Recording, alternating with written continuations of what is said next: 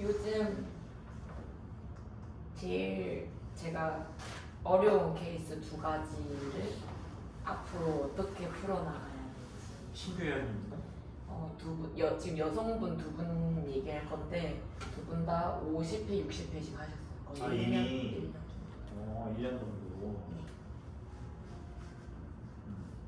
1차 케이스는 1번 분은 30대 중반 여성분이고 이제 그냥 디스크가 이미 터진 어디 디스크?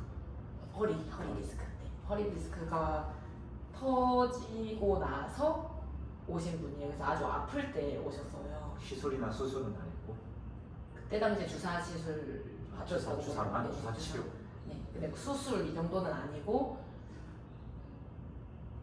그래서 그때 오셔서 이제 처음부터 뭐 레그 스프링부터 하고 처음엔 어느 정도로 안 좋았냐면 pelvic 리프트는 아예 못했어요.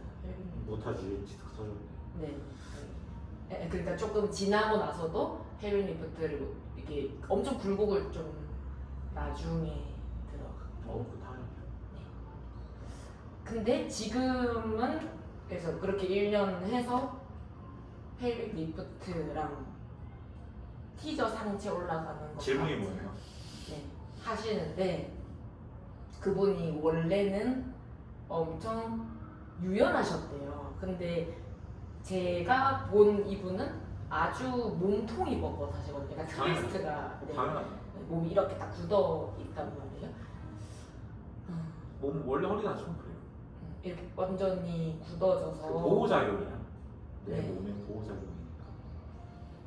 질문이 뭐예요? 그래서 이분을 티칭 방향을 그러니까 좀 제가 좀 감각적인 이미지 큐를 좀 많이 드리려고 하거든요. 그래? 움직임하고 호흡하고 그런 표를 줄 필요가 없어요. 같이 협응할 수 있게 좀 집중시키려고 하는데 집중력이 없어요. 그러니까 좀 더 섬세하게 움직여야 몸이 좀 더 이렇게 부드러워지지 않을까 하는 저의 생각입니다. 그러니까 뭐라 해야 되지? 컬업이나 뭐 크리스 크로스 같은 걸 시키더라도 트위스트 뭐 앉아서 트위스트를 시키더라도 아주 천천히 이미지를 그려주면서 조금씩 하면 그냥 휙 돌리는 것보다 근데 뭐 물론 선생님 말이 지금 하는 말이 뭐 무조건 잘못됐다라고 해야 되는 건 아니거든요. 네. 잘못되진 않았는데, 그러니까 우리가 이거 그러니까 나는 레슨을 항상 물론 세상에 물론 예외라는 게 다 있는 거고 나는 그 회원님을 안 봤으니까 내가 하는 말이 또 무조건 맞지는 않을 수 있어요. 그래서 그 사람 보면 또 야 생각보다 또 이런 사람이었구나 정말 예외의 사람이었구나 라고 또 판단할 수도 있는 거지만 대부분의 레슨에서 내가 항상 중요하게 생각하는 거는 지금 선생님의 지금 이 사람의 고민이 네. 보니까 주된 고민 중에 하나 이 사람이 뻣뻣하다거든. 이 굳은 몸을 어떻게 부드럽게 할 것이냐. 네. 그러니까 거기서부터 뭐 감각적인 큐니 뭐 이런 것들이 지금 파생되는 건데, 근데 내 기준에서는 좀 잘못된 접근이에요. 나는 그렇게 접근하지 않거든. 물론 많은 선생님들 그렇게 하겠지만 애초에 왜 이 사람이 유연했는데 왜 이 사람의 몸이 이렇게 되었을까? 왜 이렇게 뭐 흔히 체관이 뻣뻣해졌다, 몸이 굳게 됐을까? 여기서부터 시작을 하는 거지. 원인을 알아야 해결을 할 수 있는 거니까. 아까도 얘기했지만 원인은 엄청 심플해요. 허리가 그렇게 디스크가 터지고 아프면은 뇌에서 허리 주변 부서부터 먼 데까지 근신경계들을 다 명령을 내려요. 왜냐하면 근신경계는 결국 뇌의 명령을 받는 거거든. 그러니까 몸을 보호시키는 거야. 마치 깁스를 하는 것처럼 보호를 최우선으로 두게 돼요. 그렇게 해서 더 이상 허리가 무너지지 않고 더 다치지 않도록 그 그 보호 모드라는 걸 키는 거거든 뇌에서. 근데 이제 그게 하루 이틀이 아니라 몇 달씩 되다 보면은 그 보호 모드는 지금도 내가 안 봤으니까 모르는데 지금도 켜져 있을 수도 있고 아직까지 이 허리의 지금 현재 디스크의 상태라든지 어느 정도 터지는지 난 모르니까 현재 디스크 상태라든지 혹은 내가 허리를 지탱할 만한 지지할 만한 근육들이 아직 약하다면 이 보호 모드는 아직도 꺼지지 않았을 수 있고 혹은 보호 모드가 꺼졌더라도 그 흔적이 남아있는 거지. 그러니까 사람 몸이라는 게 보호 모드가 꺼지면 다시 예전처럼 유연해지면 얼마나 좋겠냐마는 그렇게 되지가 않아요. 그대로 그냥 죽어버리거든. 그러면 우리가 첫 번째로 해줘야 되는 건 뭐야? 사실 이 사람 레슨을 지금 그러니까 이 사람 이제 막 레슨을 맡았다라고 생각을 한다면 우리가 처음에 이 사람한테 해줘야 되는 건 뭐야? 그러니까 구체적인 거 말고 좀 큰 그림으로 보면 안정화. 그렇지. 이 사람의 디스크가 더 무너지지 않고 잘 지지될 수 있도록 힘을 그냥 말 그대로 힘 자체를 키워주는 게 항상 첫 번째예요. 그러면 어쨌든 시간의 문제일 뿐 보호 모드를 꺼야 되거든 뇌에서. 그게 켜져 있는 이상은 내가 아무리 뭐 용을 쓰고 감각적인 이미지 모시기를 아무리 해봐야 이 사람 몸은 부드러워질 생각이 아예 없는 거야. 의지가 없어. 그게 켜지지가 않아. 뭔 짓을 해도 부드러워지지가 않는 거야. 그 보호 모드가 꺼지지 않는 이상은. 그러니까 우리가 항상 이런 사람의 레슨에서 최우선으로 삼아야 될 거는 일단 든든하게 받쳐주는 힘부터 키워줘야 돼요. 거기에 대해서 이제 또 구체적인 아이디어들과 구체적인 강도 조절과 뭐 이런 것들 다 세부적으로 필요한 거지, 그지? 그런 것도 당연히 이제 그 얼마나 구체적으로 이 사람한테 맞춰서 이 사람이 지금 이 터진 상태에서 더 나빠지지 않으면서도 단계별로 발전을 이끌어낼 수 있는지 이런 것도 이제 레슨의 실력이죠. 근데 어쨌든 그건 세부적인 그림인 거고 큰 그림으로는 일단 이 몸의 보호 모드가 꺼질 만큼의 힘을 충분히 쌓아주는 거. 이게 첫 번째지. 그리고 그게 됐다면은 이게 물론 딱 끊어서 할 수는 없는 거예요. 이게 뭐 힘 언제부터 언제까지, 그다음에 부드러운 언제부터 언제까지 이렇게 구분되어 있지 않죠. 컨트롤러즈는 사실 이게 계속 공존하는 거긴 한데, 근데 이제 어떤 그 우리가 이제 표현 분류하기 위해서 어떤 분기점을 넘었다. 라고 한다면 이제부터는 내가 봤을 때 선생님이 판단하는 거지. 내가 판단했을 때 조금씩 더 몸을 부드럽게 해나가는데 목표를 두겠다 라고 한다면은 그냥 주면 돼요. 감각적인 큐잉 뭐 물론 준다고 틀린 거 아니지만 그냥 움직임을 주면 돼. 척추의 움직임을 주면 되고, 다만 인제 척추의 움직임을 시작하는 사람한테 롤오버 이런 거 주면 될까? 그렇게 과감한 걸 한 번에 주지 말고 이제 선생님이 알고 있는 동작들, 척추의 움직임에 관련된 뭐 롤업도 그런 걸 거고 컬업도 그런 걸 거고 그거를 단계별로 구분해요. 구분해서 조금씩 늘려나가면 되겠지. 근데 내가 이걸 단계별로 구분해서 척추의 움직임을 조금씩 뭐 그게 굴곡이든 신전이든 뭐 회전이든 외측 굴곡이든 주는데 너무 안 늘어. 그러면 무슨 생각을 해야 돼? 안정화가. 아직 덜 된 거야. 아직 이게 덜 꺼진 거야. 선생님 제대로 생각한 거야.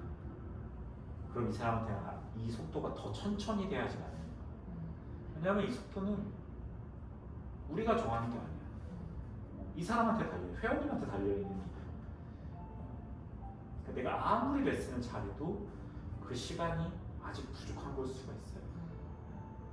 근데 그거를 내가 욕심낸다고 될 일이 아니라는 거지. 사실은 이런 걸 판단하는 게 핵심이지, 어떤 뭐 큐잉을 어떻게 준다는 나는 뭐 무조건 하지 말아라가 아니라 그렇게 중요한 일은 아니다라는 거지.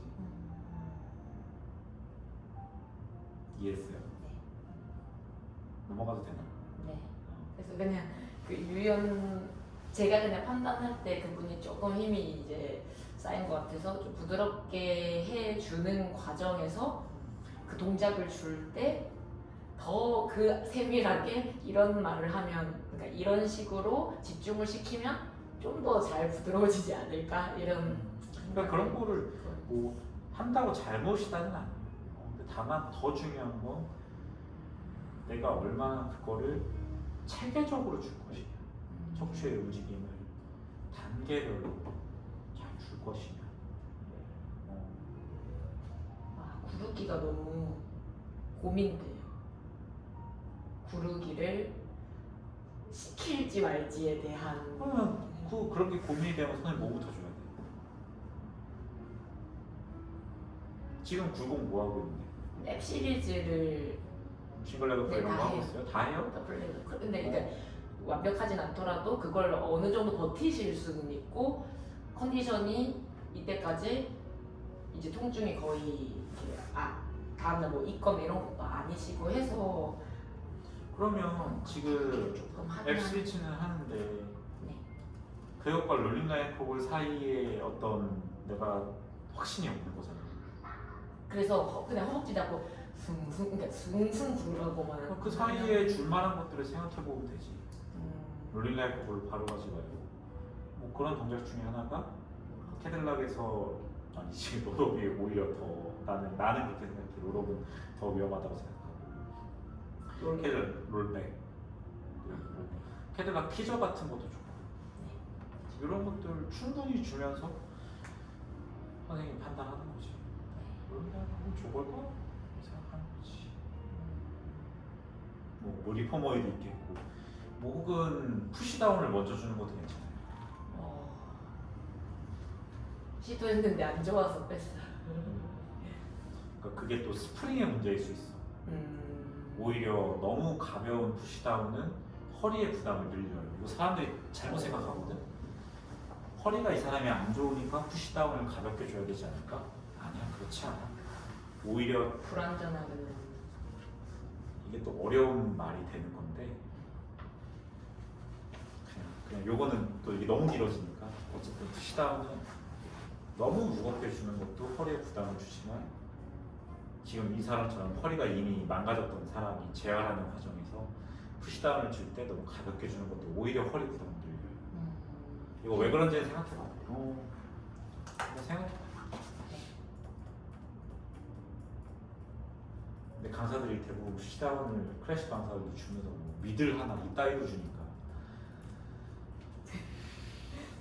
미들 하나 갖고는 택도 없어요. 그건 오히려 허리 부담을 더 늘려요. 이걸 이해 못하면 문다체육을 레슨을 할 자격이 없어. 사실 이 무게에 대해서 어느 정도의 스프링을 주는 게 반드시 그게 약하게만 주는 게 정답이 아니거든. 오히려 무겁게 주는 게 강하게 주는 게 훨씬 안전하고 훨씬 좋을 수가 있다는 걸 이해해야 돼요. 이건 선생님이 해보면서 왜 그런지 생각하고 찾아봐요. 그분은 이제 두 번째 케이스는 30대 초반 여성이고 60회 정도 하셨는데 30대 초반? 네, 30대 초반. 제 친구예요. 근데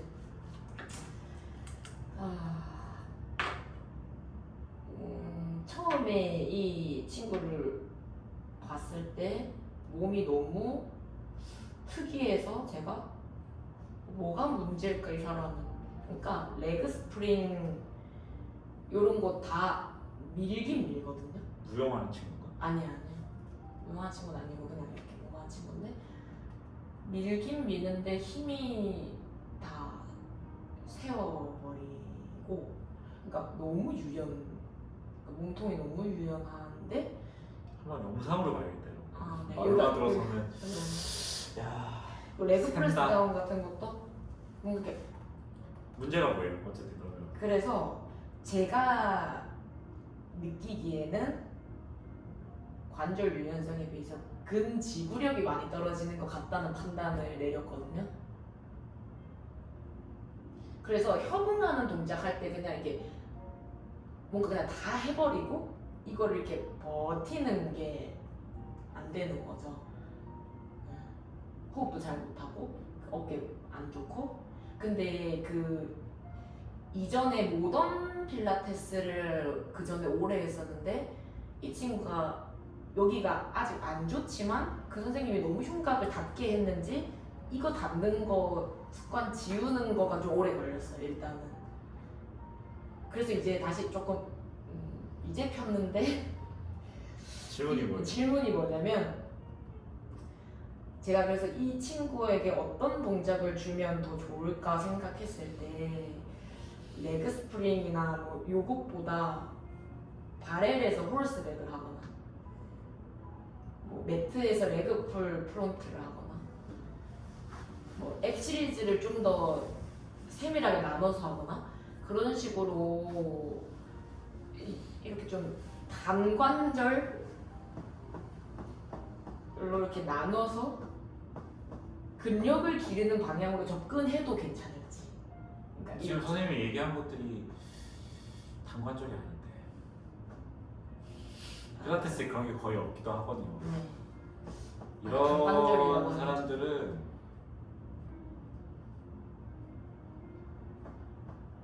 레슨이 어려운 건 맞고 지금 약간 좀 정도의 차이는 있지만 아린 선생님이 이래요. 그리고 선생님도 사실 그런 타입이거든요. 그래서 나는 선생님한테 이 케이스가 그렇게 어렵지 않을 것 같은데 왜냐면 본인 몸이랑 좀 비슷하다고 느껴지지 않아요? 네 맞아요. 그러면 쉽잖아. 나하고 비슷한 몸이면 쉬운 거 아니야? 아니에요? 더 어려워요. 왜 더 어려워? 그거 어려우면 잘못된 건데. 비슷한데 나보다 수준이 많이 낮아서 그런가?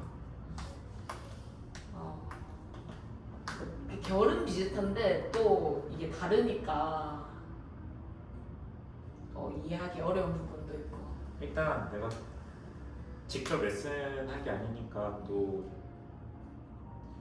정확한 게 아닐 수 있지만 나라면 레슨을 좀 반복적인 레슨을 할 것 같아요.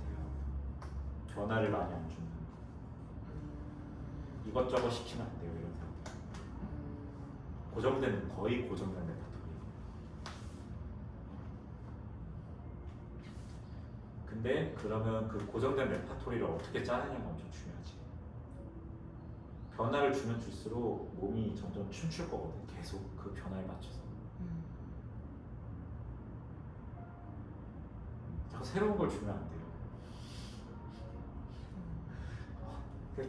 계속 같은 거 반복을 해야 그나마 몸이 그 안에서 정렬이라는 걸 찾게 되고 어떤 감각을 찾게 돼요.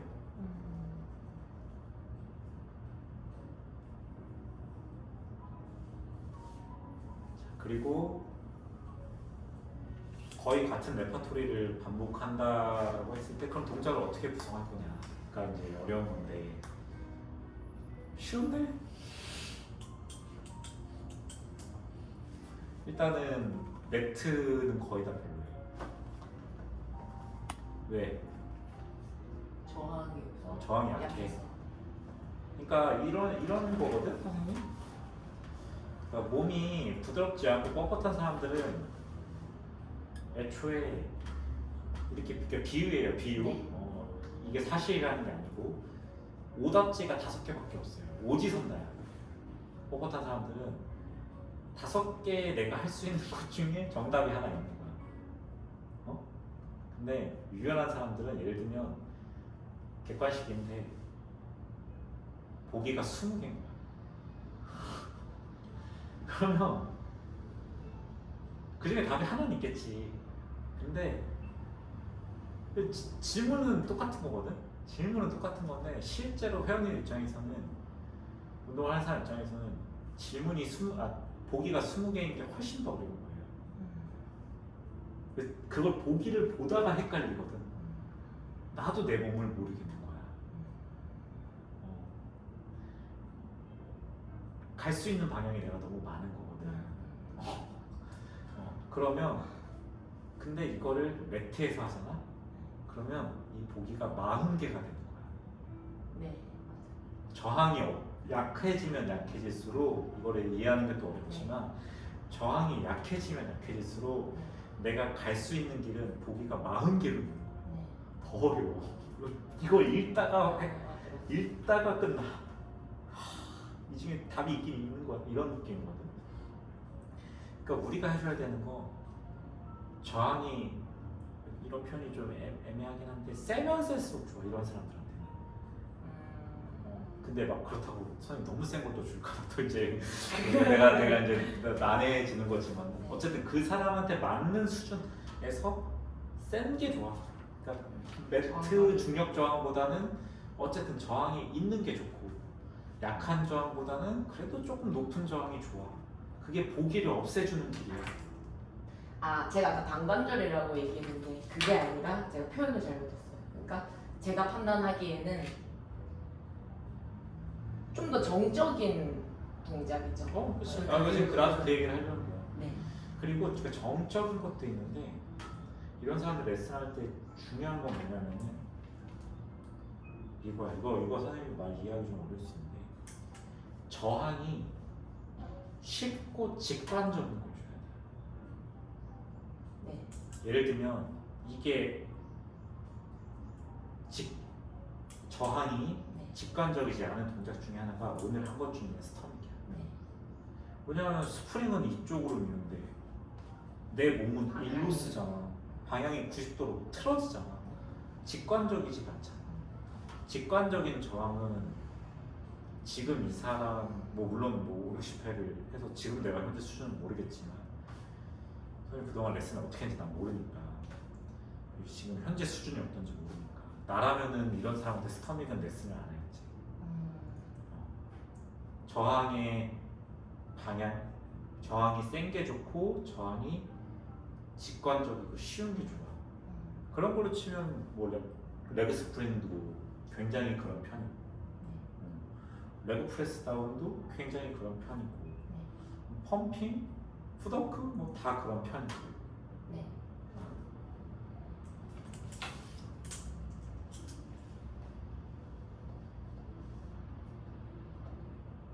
그거를 레파토리를 바꾸지 말고 계속 주는 거야.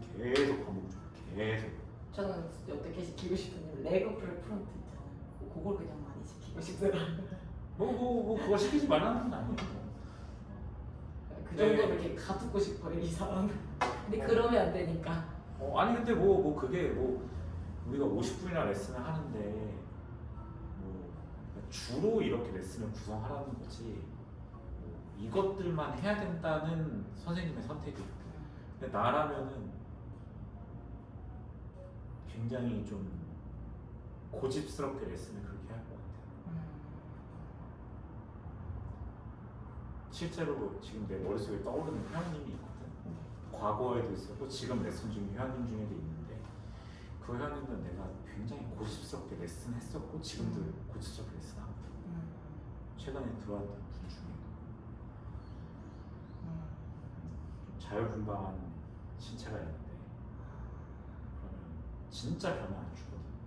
그러니까 뭔가 동작을 주면 어떻게든 하는데 그게 좀 다르게 하고 있는 그런 특이한 느낌.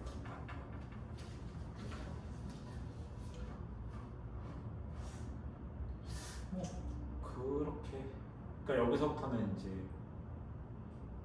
이런 케이스들은 그러니까 선생님이 이러한 신체와 저항에 대해서 이해를 할 수 있어야 되고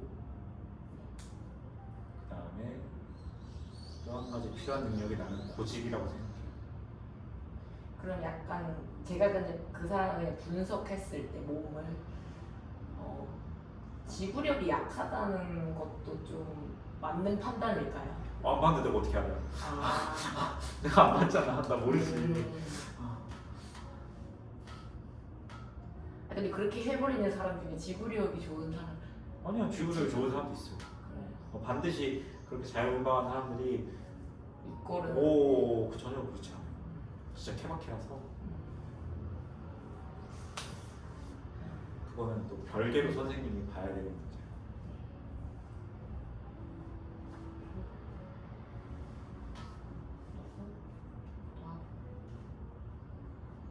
제가 이렇게 하면 어떨까요 했던 홀스백이나 뭐 이런 것들도 해도 괜찮다. 나라면 안 하겠죠. 아 진짜요? 홀스백. 그러니까 내가 지금 그 사람의 움직임을 정확하게 못 봐서 내 머릿속에 지금 내가 그리는 회원의 모습이 그 사람과 일치하지 않을 수도 있거든요. 네. 근데 지금 선생님의 얘기를 들었을 때 내 머릿속에 그려지는 신체는 라면 홀스백 이런 거 아니에요. 일단 홀스백도 저항이 되게 어렵고요. 네. 저항이 몸에 꽂히는 감각이 오히려 뻣뻣한 사람들이 홀스백 훨씬 잘 알아요. 그리고 또 홀스백의 스프링을 리포머에서 가르쳐야 되는데 저항을 주려면 네. 근데 되게 직관적이지가 않아 홀스백이 저항이. 그러니까 예를 들면 뭐 리포머에서 롱 스트레치 직관적이잖아. 네. 그런 거 직관적이고 또 뭐 직관적인 거 있죠 리포머에서는 니 스트레치도 꽤 직관적인 편이야 제대로 한다면. 뭐 있을까? 헌드레드 이런 것도 괜찮고요. 헌드레드 매트 헌드레드보다는 리폼 헌드레드가 좋고요. 로잉 4번 직관적이지.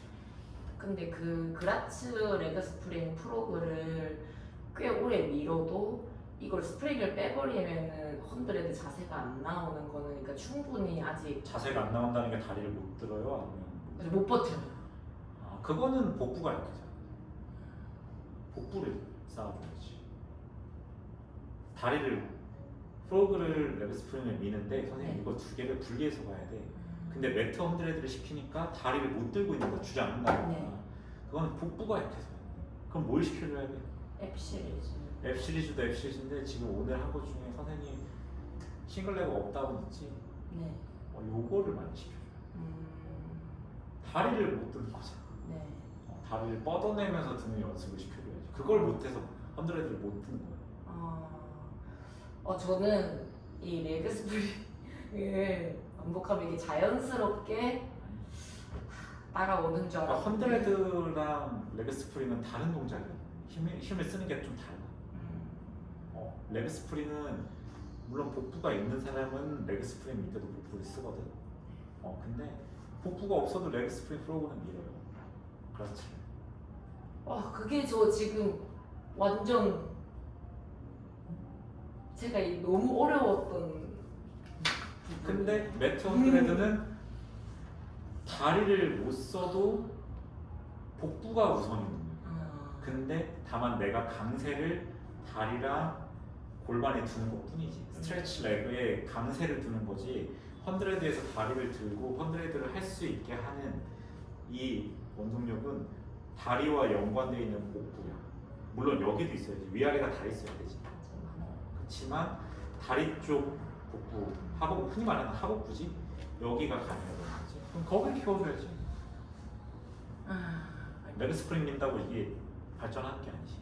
저는 레그 스프링을 할 때 제가 거기에 힘이 좀 많이 이렇게 생기는 게 느껴져서 그거를 하면 이게 따라올 것이라고 생각을 했는데 지금 한 두 명이 그러니까 웬만하면 근데 그렇게 하면은 뭐 앱 시리즈 하고 나면 좀 이렇게 얼추 되잖아요. 근데 그 딱 이 케이스 두 명이 레그 스프링 저거 그라치까지 다 밀면서 헌드레드를 왜 못 버틸까? 앱 시리즈 특히 너무 힘들어. 그러니까 이게 강사 선생님들이 많이 한계네. 저지르는 실력의 한계예요.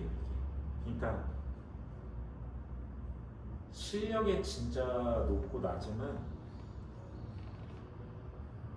클래식도 있잖아. 오더는 둘째 치더라도 클래식에서도 수준이 실력이나 수준이 적당한 선생님들도 웬만한 사람들 레슨해요. 무슨 말이냐면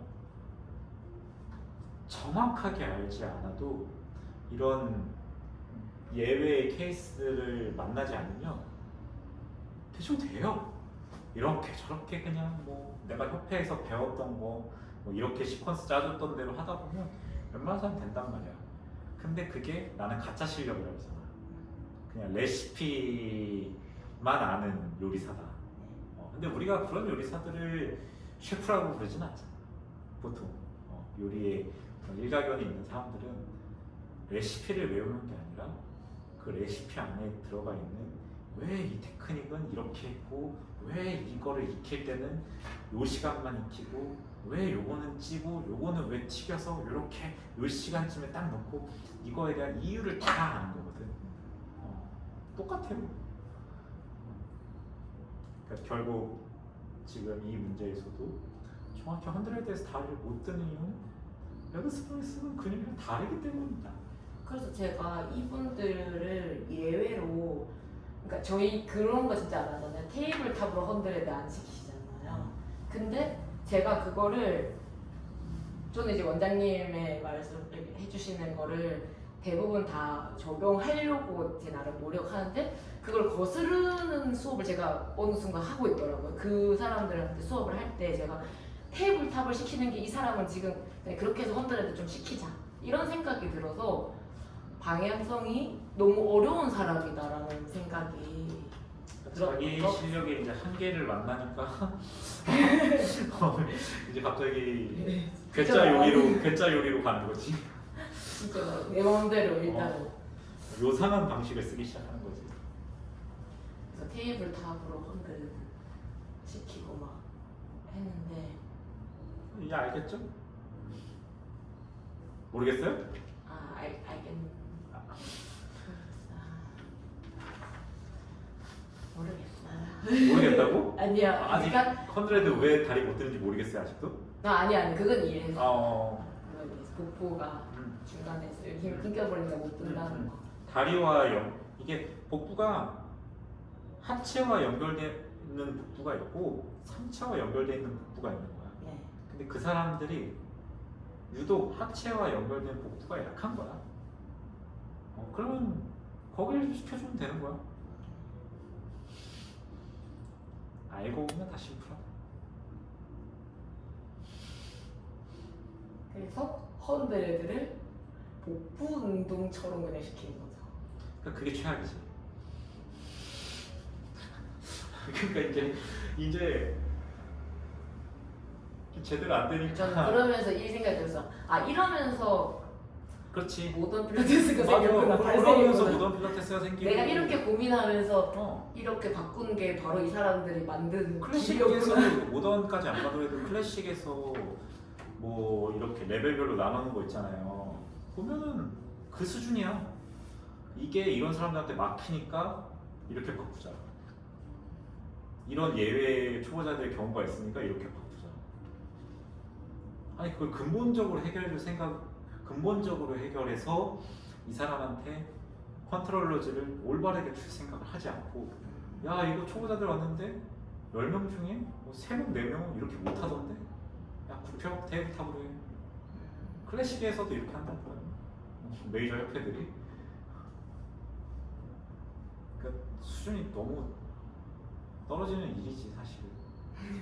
인체 기능에 대해서 그리고 필라테스에서 배제하면 안 되는 핵심이 뭔지를 모르잖아.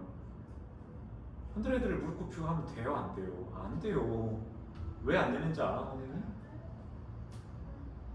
설명해봐요. 왜 헌드레드를 무릎 굽히고 하면 안 돼요? 왜 그렇게 할 바에는 헌드레드를 안 하는 게 맞는 거야? 사람들이 너무 모르잖아.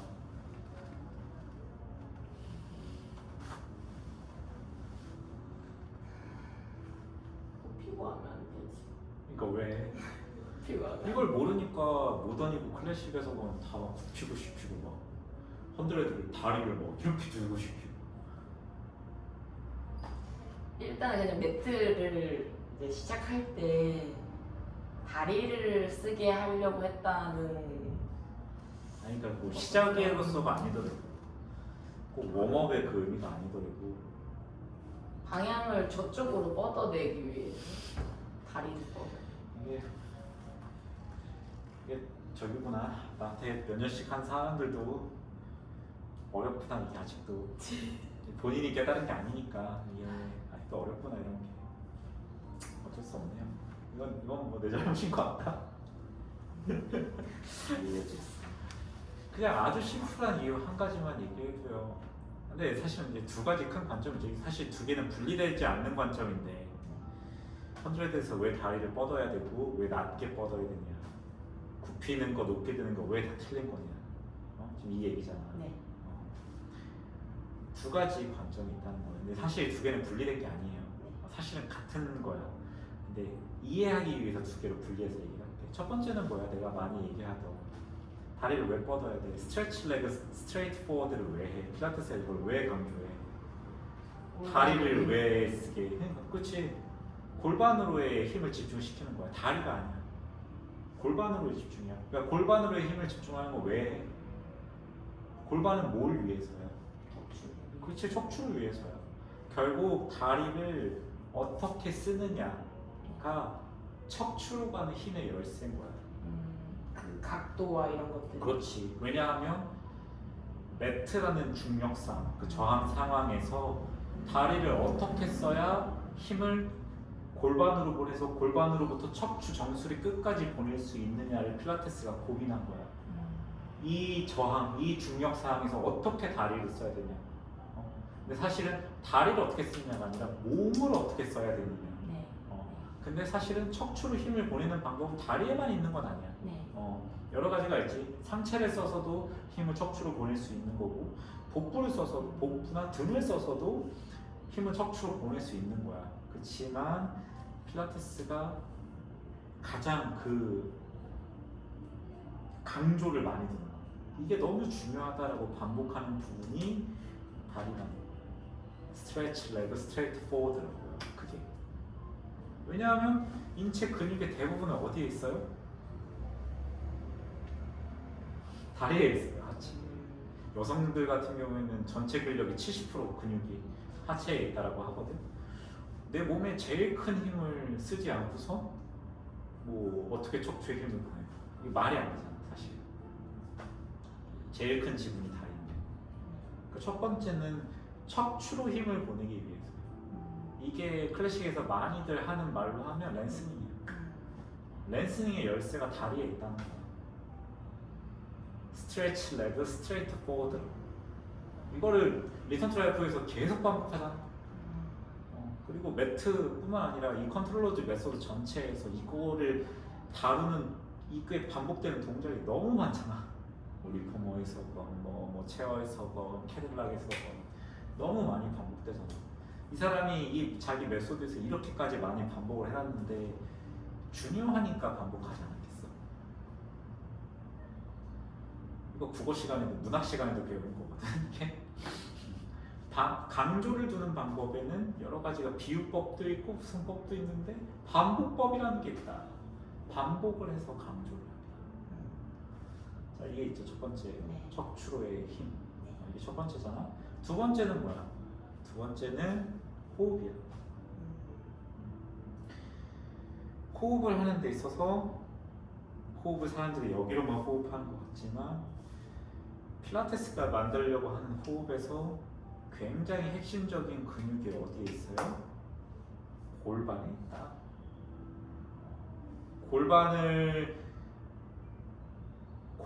호흡근으로 기저근이죠. 네. 대표적으로 골반 기저근을 호흡근으로 쓸 줄 모르면 호흡의 깊이라는 건 애초에 나오지 못해.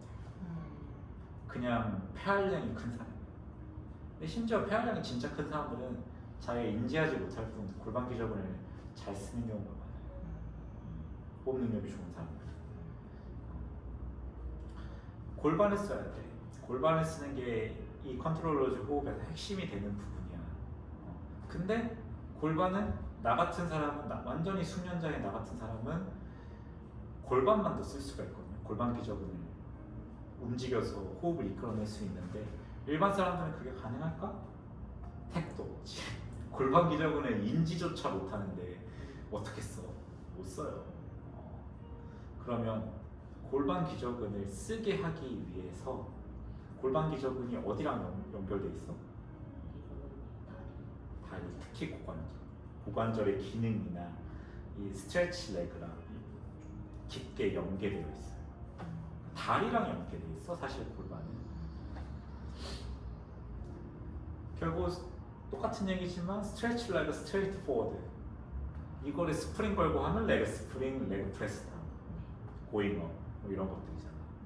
얘네들은 골반 기저근에 힘을 집중시키고 얘의 움직임을 만들어내요. 골반 기저근이 이렇게 움직이는 거거든. 그러면서 이 압력으로 호흡의 깊이를 만들어내는 거야. 얘의 움직임으로. 그러니까 결국은 다리를 어떻게 쓰느냐가 호흡과도 깊게 연관되어 있다. 근데 이 두 가지는 모두 컨트롤러지의 핵심이야 부가적인 거야. 척추와 호흡은 핵심 중에 완전 핵심이야. 근데 이 두 가지를 버리고 헌드레드를 하겠다고? 복부 운동으로 하겠다고? 선택하겠다고. 그러면 그 운동은 그때부터 뭐가 돼? 크로스핏. 헬스 크로스핏이 되는 거야. 척추로의 힘, 그 다음에 호흡 이 두 가지를 배제시켰는데 그걸 필라테스라고 할 수 있어. 공장 만들기를 위해서. 근데 이거 모던 필라테스뿐만 아니라 클래식에서도 이 짓을 하고 있다는 거야. 지금 교육 협회들이 그것도 메이저라고 할 만한 그렇게 많은 교육을 하고 있는 사람들이 다리를 테이블탑을 시키질 않나, 다리를 위로 들질 않나. 왜 그렇게 가르쳐요? 그러면 초보자들이 이걸 못하냐. 못하면 하지 말아야지. 혹은 그걸 하게끔 하는 다른 동작으로 이 결을 살릴 수 있는 걸 만들어줘야지. 그걸 만들어줄 수 있단 말이야. 충분히 이렇게 망가뜨리지 않고서. 다리를 들어 올리는 순간에 이 중력 상황에서는 중력 저항에서는 다리를 들어 올리는 순간에 이미 이 스트레치 레그 스트레이트 포워드의 효과는 사라져요. 이거를 감각적으로 느끼지 못하는 사람은 필라테스 지도자를 하면 안 돼. 내 생각에. 다 자격이 때문에. 잘못된 거야. 이거 내렸을 때 필라테스가 몇 센치를 요구해? 리턴 트라이프에서 아래에서 2인치야. 2인치. 센치로 하면 5cm야. 굉장히 낮게를 얘기하잖아. 그러니까 꼭 5cm여야 된다는 게 아니라 가능한 낮게 뻗으라는 거지. 중력 저항에서는 그렇게 낮게 뻗어내지 않으면 이 효과가 발생이 된다는 거야, 안 된다는 거야? 안 된다는 거야. 그러니까 가능한 낮게 뻗어내라고 하는 거야. 이렇게 해서 해설하진 않았지만. 근데 이거를 못 느끼는 지도자는 하면 안 돼, 필라테스 지도자를. 저는 위로 들고 해도 헌드레드 하는 느낌 나는 거예요. 그 사람 필라테스 지도자 하면 안 돼. 굽히고 해도 저는 헌드레드인데요. 하면 안 된다니까 그런 것들은. 이게 저항에 따라 달라지는 거잖아. 스트레치 레그 스트레이트 포워드가. 근데 중력 저항에서 하는 얘기잖아. 중력 저항에서는 낮게 뻗어야 돼. 그래야 이 스트레치 레그 스트레이트 포워드를 하는 효과가 척추로 가고 호흡으로 간다는 거야.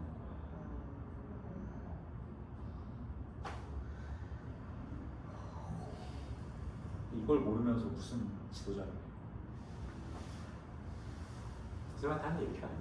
저한테 한 얘기 같은데요. 아니야. 선생님이 하는 얘기가 아니고 내가 오죽 답답하면 이래요. 이 업계가. 빨리 가자. 빨리 가자. 빨리 나도 됐습니다. 여기까지.